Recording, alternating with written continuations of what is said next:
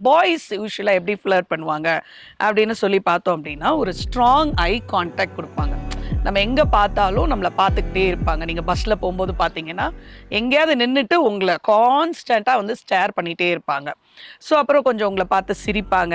அதுக்கப்புறம் வந்து முன்னால வந்து உங்ககிட்ட பேச ட்ரை பண்ணுவாங்க.